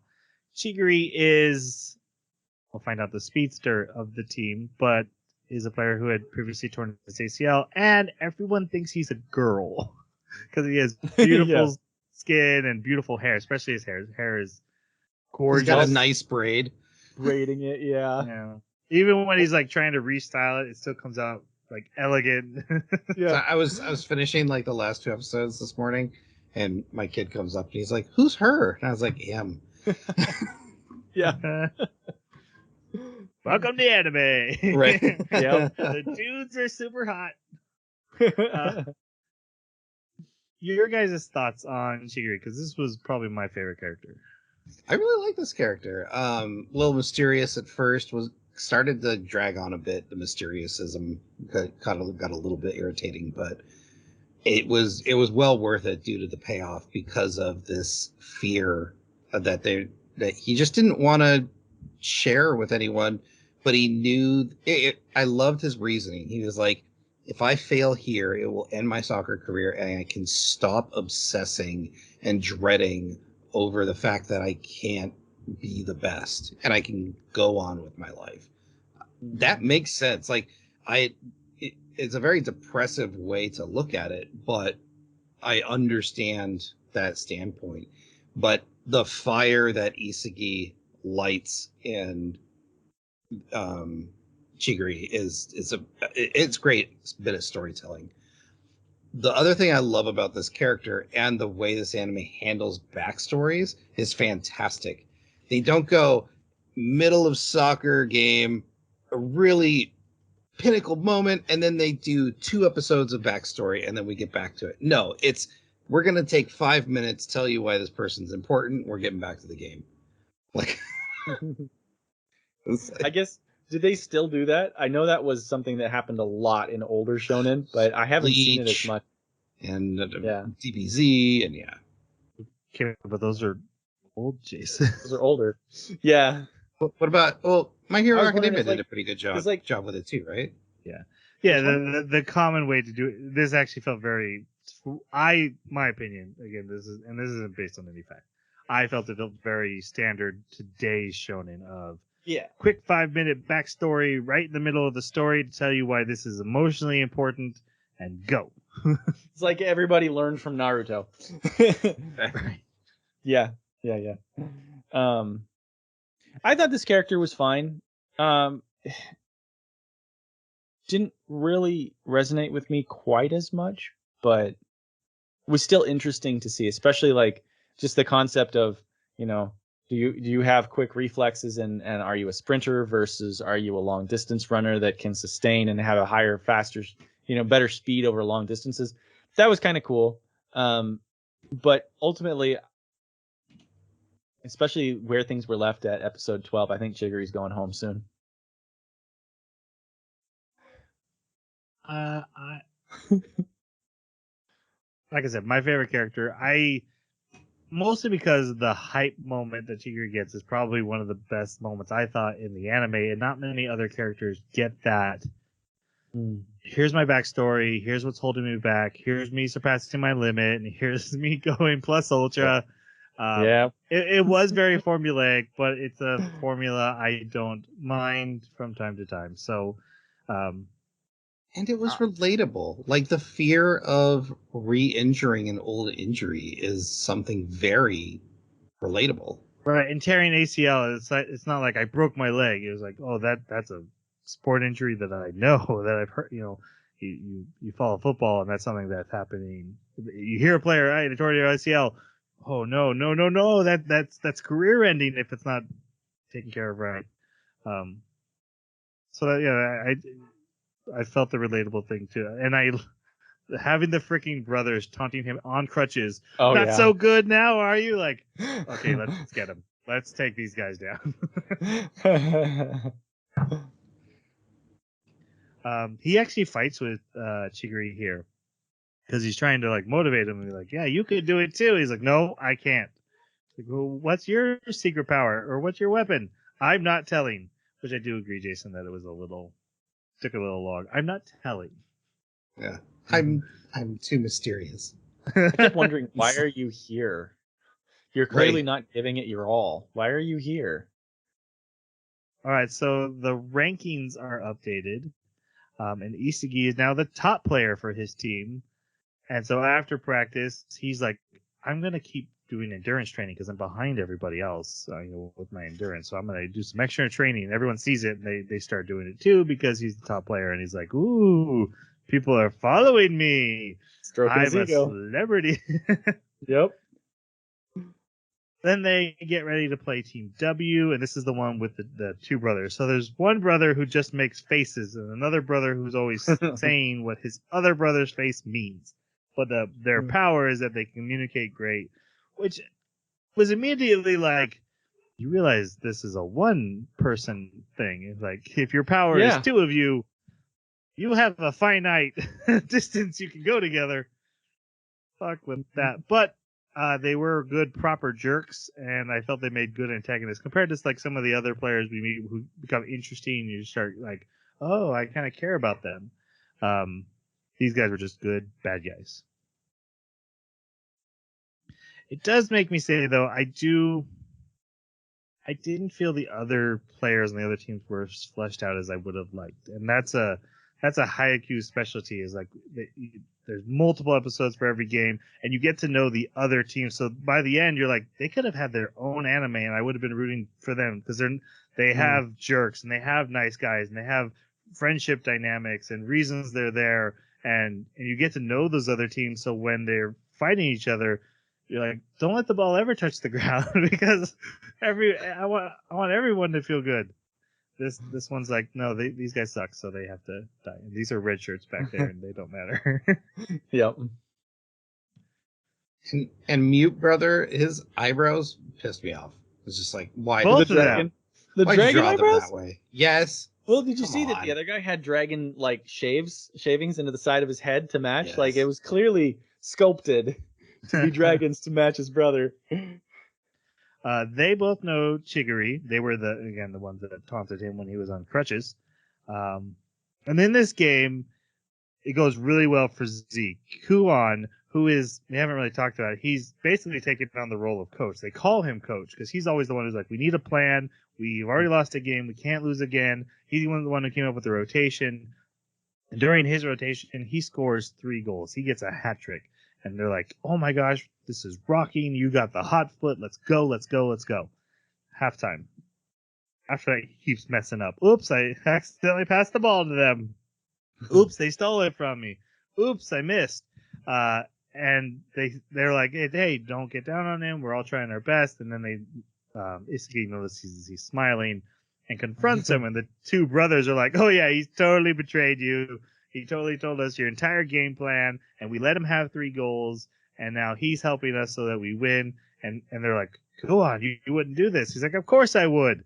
We've already lost the game, and all I need to be is the top scorer, and now I am, and I'm going to win. And Ego gets on the TV, and he's like, okay, I'll allow it. So now it's 12 on 10. Yeah, and now he literally starts playing for the other team. He's technically still on Z. And so yeah, it's 12 on 10, and they get a score thanks to, which one is it? Well, they score. But anyway, they're down by 1. And Chigiri is still like, "Oh, we should just give up, whatever." And the ball comes to him, and Isagi literally, who's been cheering him on this whole game, like, "Come on, keep running, you gotta do better." And Isagi just knocks him out of the way and takes the ball, and he's like, "Okay, that was offensive." And he decides, we get his backstory about him blowing out his ACL and then trying to come back, but never wanting to push himself, because he doesn't actually want to be done. He's like, "I'm not afraid of injuring myself. I'm just afraid of that nail in the coffin." And so he decides he's going to try. Isagi sees him, passes him to him. He's so fast he can literally pass to himself. He's like way to the goal and then runs and catches up. Does this flying kick right over the goalie. It looks very cool. I love the symbolism of him standing up with the chain on his knee and then he breaks it. But he gets hyped because he's like, why are we even trying? We are down a goal. We're not going to win. It's 12v2, 12v10.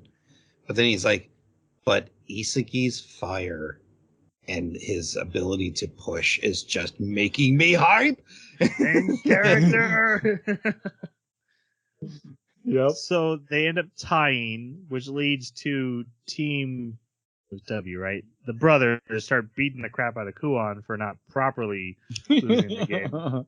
And he runs off, and they find him in the cafeteria talking to the next team, Team V, who's only lost 1 but is clearly in first place.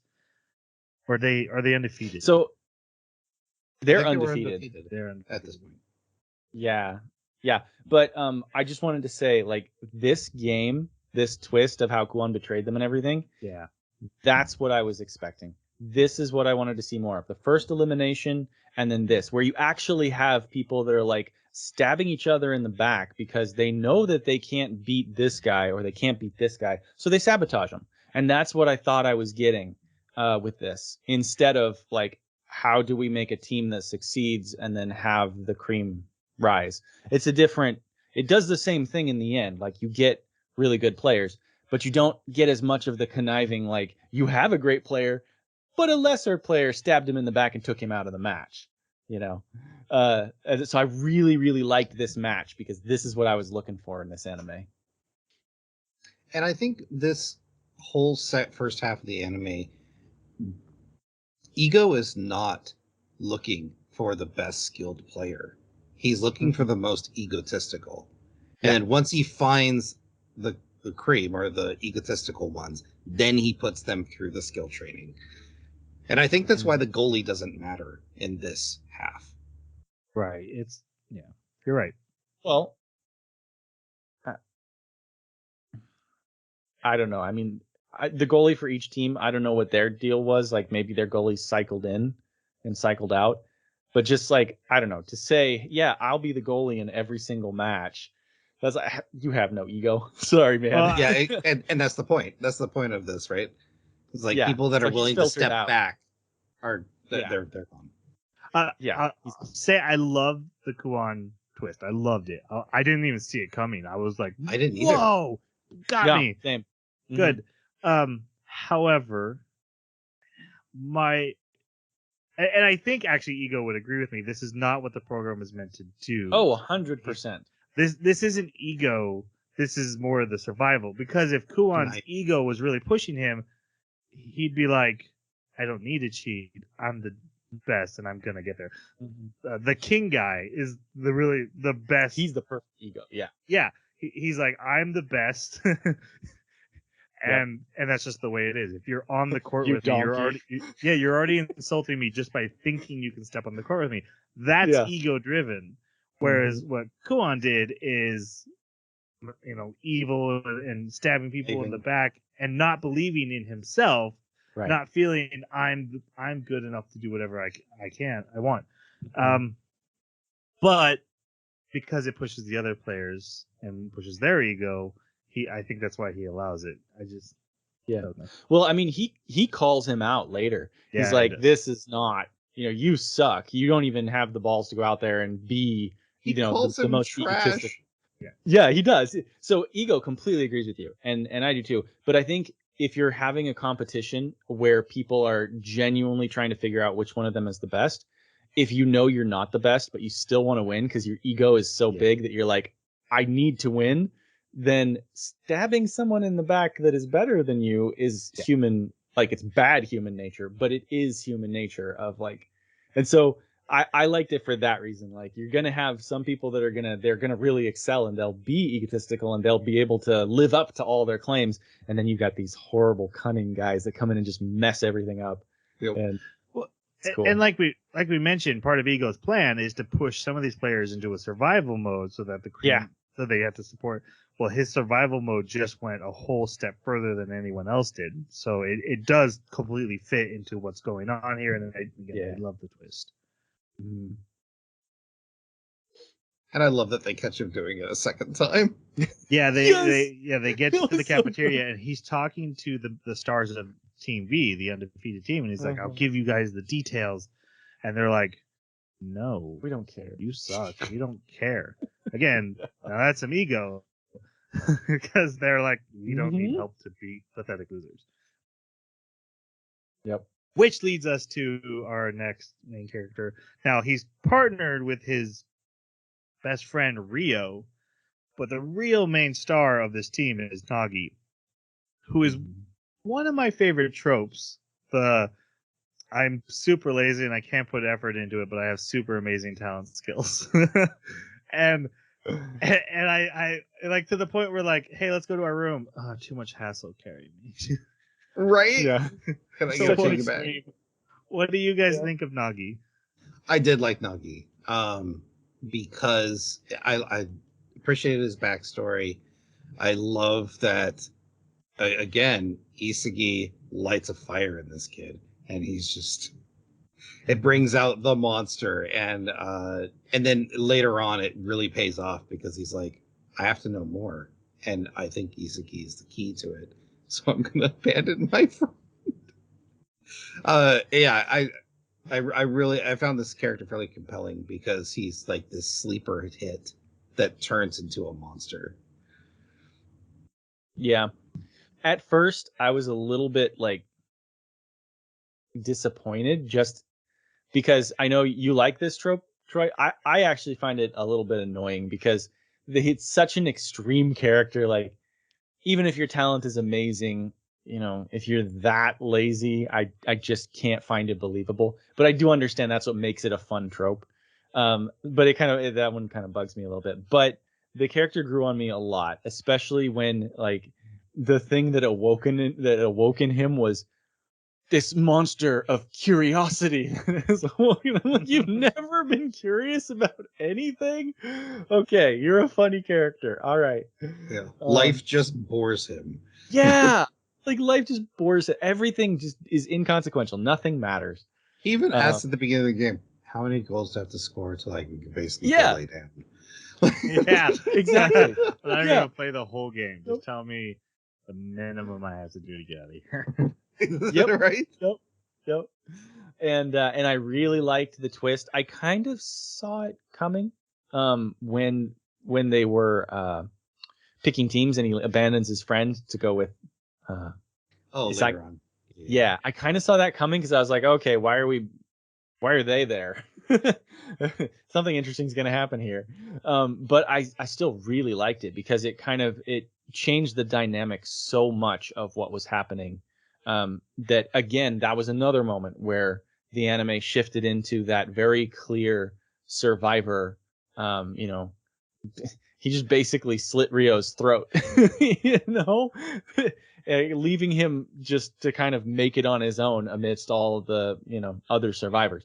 And that was great. So this character is very much he's very much an egoist, but it's a different flavor than any of the other ones we have. He's got a completely different purpose behind what he's doing. I love it when he says, you try. Boy, that just sounds like way too much work. Why didn't you just give up? Like, why are you trying? I would have stopped by now. You suck so bad. I wouldn't even want to continue playing if I was you. I love the way they personify his curiosity too. It's this huge skull in this darkness. Yeah. Yeah, everything is so overemphasized. What the comment he made with that question, what I love about it is it wasn't even like taunting. No. He's generally like, Yeah. wait, but you're not naturally superior to this than everyone, and yet you're still trying. I don't get this. What are you? Yep. Explain to me. This doesn't Poke him with a stick. Yeah. Yep. That was a good scene. So in the next episode, we see some like reminders about how the tournament rules work. We see them yelling at Kuon. Igasi gets training with quotation marks with Maru, who he does learn from, because their next step is, okay, you have your weapon and you need to figure out how to use that repeatedly so you can constantly make goals. What do you add to your weapon so that it can be reliable? And he's like, I can see the field and sometimes pass really good. How do I make that happen? So he's trying to figure out other people's weapons, and this does eventually help him get to it. They then start their game against Team V, and they manage to stop them. They're like, oh, we have a good game plan. They get a steal. They run down the field, and they do this crazy pass, and Gin goes for the head dive, and he hits it, and he misses the shot.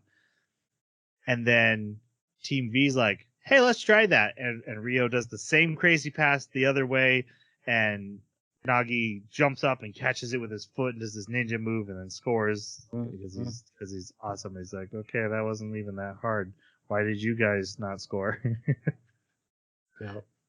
And this is when they're like, oh, okay, these guys are too good. They get scored on a couple more times. Like, we can't do this. The team's losing morale and momentum. And this is when Bakura is like, this is so awesome. We have to get better to beat these guys. I love it.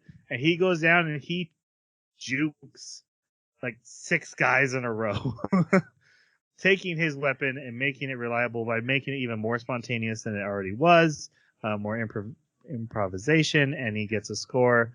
And this fires up the rest of his team. Like, okay, yeah, we can't just win. We have to get better right now, and then we can win. So we see Bakura extend his range.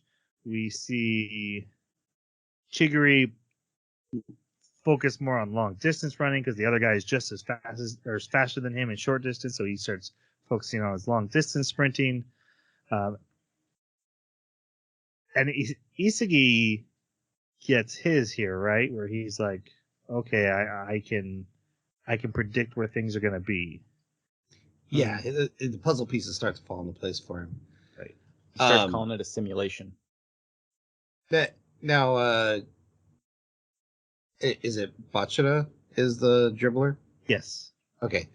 I've only got a chance to see this live a couple times, and it is magical to watch. Like, the way they portrayed him going through those guys, and like when he comes up to glasses and he's like, I'm gonna feign this way. No, I'm going left. No, I'm going right. Oh, actually I was going straight, and you just thought I was going. And like that kind of battle between two players is fascinating to watch. And so the way they portrayed it, I thought it was really good. That happens in basketball too. You're right. It is shorter distance, but it is cool. Yeah, like when you like make the ball disappear and all of a sudden, oh, it's over there. Teleport in over there. Or the fake step, and so the defense was just going one way, and it's good. Yeah.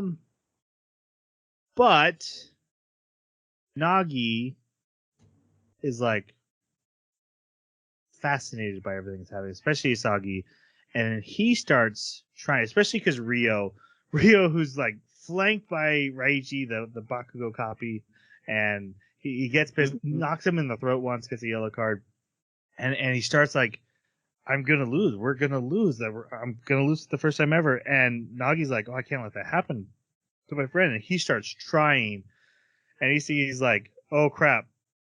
We evolved, but he also evolved into a Charizard, and now we're screwed. The terminology that was used really started cracking me up here, because I was like, man, this is so like melodramatic, and it's so hyped of like, our evolution has produced a new monster, this genius of soccer. And I'm like, wow, this is so far. Like, it gets to the point where Nagi is going for the score for basically the win, and Kuon, who's been forced to stand on the side this whole time by his own team, jumps out and tackles him. Yeah. Which I understand it was effective, but it seemed the more dramatic thing, like maybe jump in front of the ball. Yeah, it was actually pretty dangerous because if you noticed where the ball was when they do the recovery kick, they almost got a penalty kick, and so that's just player versus goalie. So like it was so close to the box. Like what he did was super dangerous for the team. And also like obviously he got a red card for it. So he even though he wasn't playing, it didn't affect their team and he wasn't playing to begin with. Yeah. But yeah, it was almost disastrous, but it did ended up like because he was about to score. But didn't they get a penalty kick because the goalie blocks that? So they did get a penalty kick, or they got a penalty kick, but it was outside the box. And it's farther away. I gotcha. And that means you get to line up the defense is to line up their players like a wall and be there and participate. Whereas if they had been closer, it would have been just a straight shot, right? Right. And because of where it was and how it was done, they could do what's called a direct shot. So normal penalty kicks, especially ones further out, they're not allowed to actually kick at the goal. They have to pass to one of their teammates or place it wherever they want. But they cannot try to score from that penalty kick spot. So a lot of tactics, they'll tap it just to let it roll, and then like a player will come up from behind them and then try and make the goal. That's legal. But because of where he was, that's why he was able to kick at the goal directly. Nice. Basically, this penalty kick goes crazy. Like it's bouncing off the post. They're diving and saving, and they finally get it away. Isagi gets the ball. He runs down the field. There's passing, and when it's coming to him, he's covered by Nagi, who's like, "Nah, I'm gonna be able to stop it." He realizes Nagi is gonna be able to stop me. When we already explained this, we just explained what a direct shot is. Jason gave us a great education.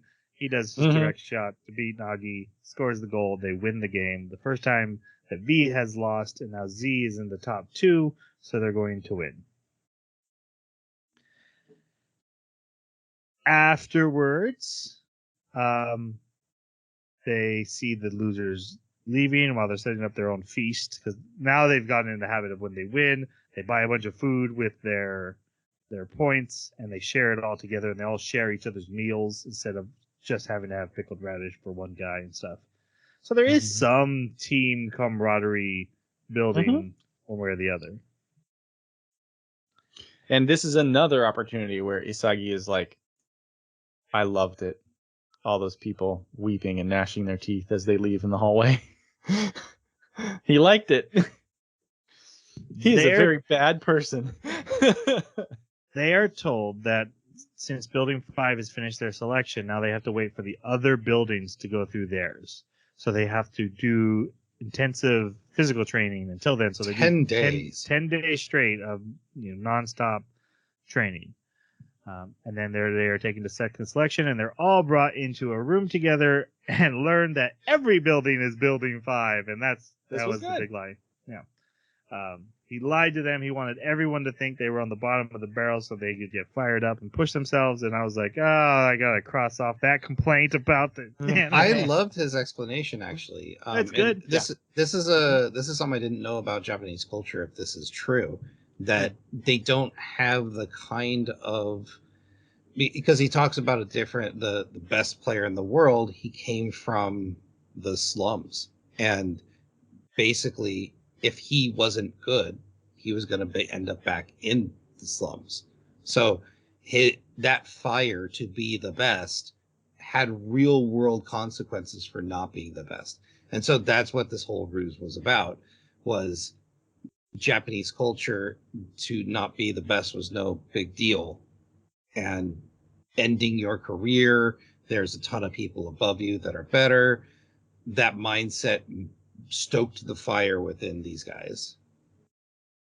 And as far as whether it's true or not, I'm not a big expert, but I know like from like Yuki from Japan and some of the other channels that I've watched quite a bit of because they're very interesting. I would say it's probably like an oversimplification because there's definitely some pretty bad stories that I've heard about some of the poor that like Yuki from Japan's covered and some of the others. So yeah, I think it's an oversimplification for the sake of the story, but it is an interesting one. And it does play well to the explanation for why those people are succeeding. Do you mean the culture that he's talking about is oversimplified, or the player? The culture, just the idea that that the poor are so well taken care of that nobody is afraid to wind up back in miserable circumstances, and so they don't have the motivation or incentive to stay out of them. That seems like it's a bit of an oversimplification. Okay. Like I do think that there's probably a lot of people in Japan that don't want to go back to whatever circumstance they were in originally, whether it was like, you know, maybe not as suburban as they would have wanted it to be or something. But it is a cool idea. So second selection begins. Everyone's giving new ranks, real ranks. We find out the ranks have all been BS this whole time. Now they're really ranked. And there's just a door, and they have to go through the door when they're ready. So Team Z like pumps each other up, and they're like, I'm going to be the best. No, I'm going to be the best. See you on the other side. And Isagi goes to the door second. So there was this other guy whose name is somewhere in my notes, but I'm not going to find it, who kicks a floater ball and then kicks another soccer ball to hit the floater ball, showing that he's great. And he's actually the younger brother of that one guy way back.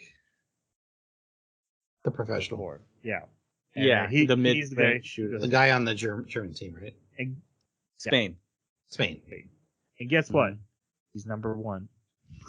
Number one rank. He's the best player here. Oh yeah. He's the Prince Vegeta. So of who are we soccer going to players. challenge next? Yes. The chip on his shoulder. So Isagi goes through the doors and he ends up in a simulation room. And now there is an VR hologram AI. This is so silly, but okay. Goalie.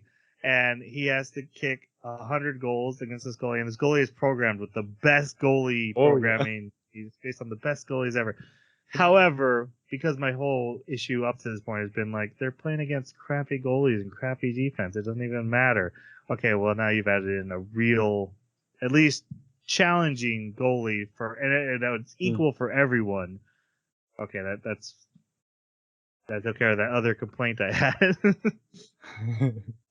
The one thing I found silly, and it's more of a nitpicking technicality, they tried to explain how the hologram was able to do block the ball. And I get like maybe there's some sort of piston inside the ball that when you hit it, like it goes right. But then there's a moment where he catches it outright with one hand. I'm like, how is it staying in the air?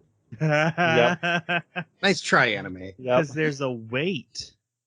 It said in the diagram, weight in the ball. So it can wait in the air. It can wait. See what I do with words there? Those are two different words. I like that. All right. After he scores his 100 goals using his new direct shot, because it's a random ball gets shot at him and he's got to score it. But now it's not there's just direct shot; it's direct shot times his weapon. and now there's defenseman posts that he has to shoot through, and he does 100 of those, and then the ball is coming faster, and the defensemen are moving. Basically, And it's got spin on it. yeah, it's basically skill training. And I like what you pointed out, Jason, that after the egoists have been pulled out, then they get training and making their skill better. Yeah. Good. Then he goes to the gravity machine, kicks it up to 100 times gravity. Up to 100. Once Then he he goes to the finishes, hyperbolic time chamber. Yes. he goes to the next room, and the top 3 players are there, and the next challenge is form a team of 3, and then you have to get another team to agree to play you. If you beat them, you get to steal a player for them, and then they have to keep playing with just less players, and they're trying to steal players back. So there's going to be trading.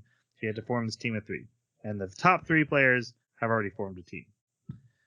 And then Bakura comes out and he's like, hey, yeah. And Bakura's like, we're a team, obviously. And he's like, okay, I guess we are. And then they're thinking of waiting for Chiguri or Kunigami, but Nagi and Ryo are there. Oh no, the top three were already all the way through because they formed a team. Oh, and these rankings after the skill check are the first time that it's not arbitrarily done by ego. This is whoever came out or got the 100 goals and came out first was number one. That. And then the next one is number 2. So these rankings are who completed the 100 the fastest. He's like 17 or something, right? Isagi? High number. Yeah, isn't he? Yeah, he's in the teens. Oh, okay. Well, So then quite a that few doesn't people. make sense. Unless there's different rooms. Yeah, Because I remember them specifically saying that your ranking would be based off of your performance in there. So maybe he just didn't perform as well. Well, doesn't matter. Anyway, Doesn't so Nagi's like, hey, Isagi, I liked playing you, and you made me like soccer, so join my team. And I know we already talked about it, Jeremy, where you said you saw this coming. I thought Isagi was going to join their team. I thought it was going to be a callback to episode 1 where he goes to the strongest and not the easy thing to do. I thought he was going to tell Bakura, sorry, but I'm going to go for something that's more uncomfortable and pushes me out of my envelope. But nope. He's like, nope, me and Bakura are going to be a team. And so Nagi's like, well, then can I be on your team? Betraying his best friend Ryo, that poor In rich kid front who of got him. everything he ever wanted except for the World Cup. Yes. I don't really feel sorry for him. I don't either. Not in the least. But he's incredibly talented if he's only been doing this for 6 months. Yeah. And that's what makes him such a ass. It's like so much success in his life and so much talent, and then he's coming in here to try and lord it over everybody. It's like, you're just a jerk. You call him a donkey. That's been established as an insult. Yeah, it's in a this donkey. anime. What are you That's doing? right. All right, so those three form a team.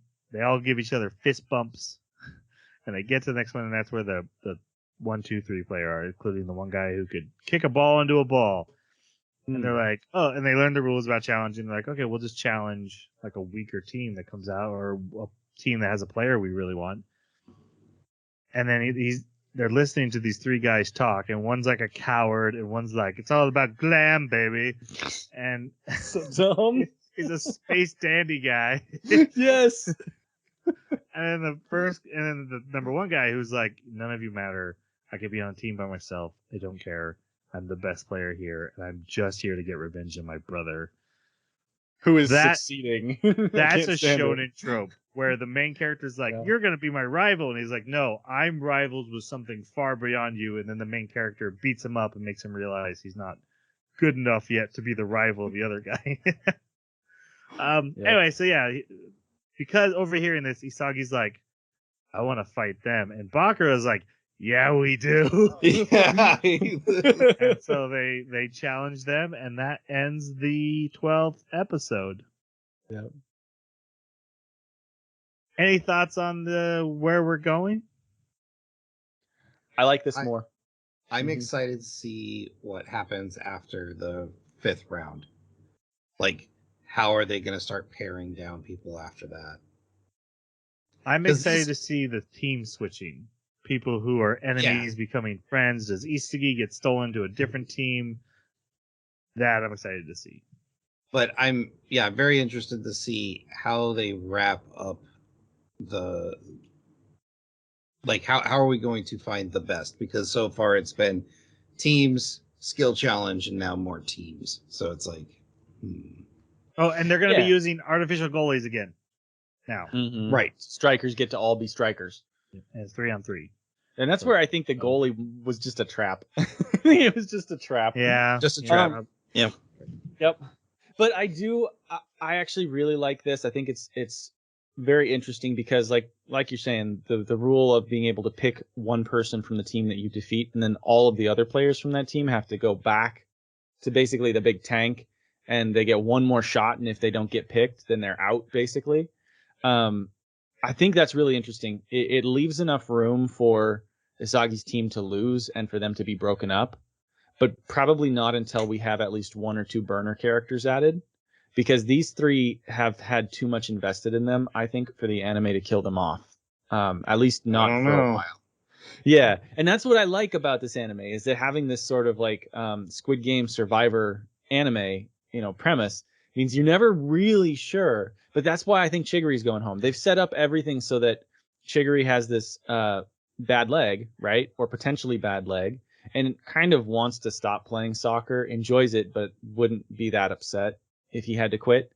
And so since he and Kunigami team up at the very end of this episode as well, I was like, well, Kunigami is probably going to stick around because Chigury's got a reason to leave, so that the audience won't be like, oh, I'm so sad that Chigury is gone. They'll be like celebrating, oh, Chigury is no longer upset or worried or in dread about his leg failing, but I think he'll probably go from an injury. So I'm really interested to see where they're going to go with this next phase. This is more of what I'm interested in because it revolves. It's a smaller number on each team, so it revolves more around what each one can do, and each one gets to really stand out. And you don't have like 6 people in the background that you barely know because they steal food off other people's plate, Right. or stop the ball with their face one time and otherwise are just annoying, And I'm genuinely also wondering, like, what happened to those characters? Like, I wonder how many of them are not going to even make it through the skill test. Yeah, I hope Krillin doesn't. So yes, Yeah, he is I Krillin. that guy. yeah, We Go be should a call monk. that. They pointed out during the skill test where you had to score the 100 goals multiple times, that the players who were just becoming defensemen, who were staying in the back, huge disadvantage because they never developed weapons like all these strikers who were getting goals. They had to figure out how to do that, and are now refining that thanks to the skill training. But for everyone else, it's a stoppage. It's you sat on defense, tough. You're out. You're not ready. Yeah, if you were relying on your teammates, well, then this is gonna weed you out. Yeah. Mm-hmm. Yeah. I hate that there's logic to this, and it's. All right, let's go to our final reviews. Jeremy, crazily, this was your pick. What do you give it? I'm gonna give it a 4 so far. I'm really enjoying it. I like the competition between the characters. I like when they actually do things that are perhaps on the darker side of human nature, just because it's very interesting to discuss why those characters are doing that and whether this is actually beneficial to them in the long run, whether it was a good thing for them to do or not. It's interesting to observe and to see a story told about that. It doesn't happen as often. Usually our protagonists are protagonists because we're trying to learn something positive from these characters. And in this case, I'm wondering how this ego focus is actually going to result in something positive, because I'm sure it will. This is shonen, and shonen ultimately is supposed to teach a positive lesson. So I'm sure that somehow it is going to come around and it's going to have a good message, probably something even about teamwork being very important and being positive. And so I'm actually really interested to see how it does that. And where it's going to go from here. It's good. Jason? I'm also going to give it a 4. I was not expecting to get into this as much as I did, and I think it's mainly due to the Squid Game Survivor-esque nature of it.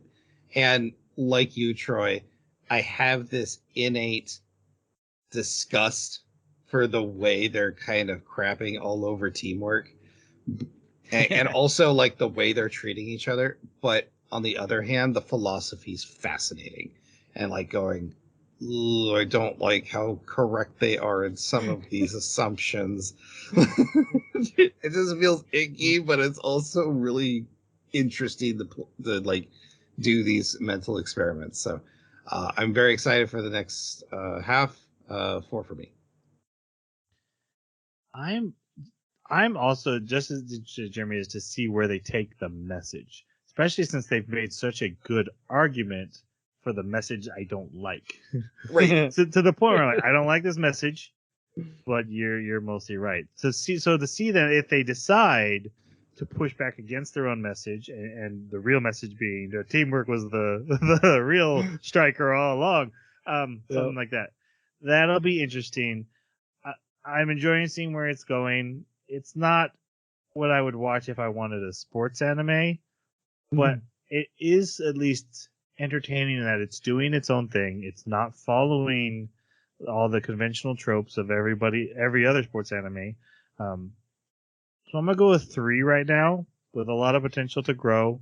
And I'm not disliking it really at all. It's just I'm not like super excited to keep going. We'll see where we end up. It's a shonen that happens to have a sport in it. Yeah, it revolves around the activities of the sport, but yeah, it's not about the sport as much. That's every sports anime. That's literally what I said last time we watched a sports anime. Whatever. It's just a shonen with a sport instead of a punch. Well, that's true. You did say that. Okay, I'm correct. we'll argue again. If you have thoughts on the first half of Blue Lock, feel free to share them. Please no spoilers for the second half, because we do want to be spoiler free when we get there. But feel free to reach out to us on our Twitter at Baka Podcast, or our website has a contact us page that comes to us, theanimebakaclub.com, or you can leave a comment wherever you found this podcast and then get back to us. We would really appreciate likes or 5-star ratings or whatever, wherever you found this, whatever they do. To help us, the bigger community you have, the more less actual Bakas there are to talk about the subjects that we've brought up. The more or less. Look, I said I was a Baka, and I stand by that. I'm very tired, too. We need to say goodbye. Thanks for listening. I want to score. I want to win. Sayonara.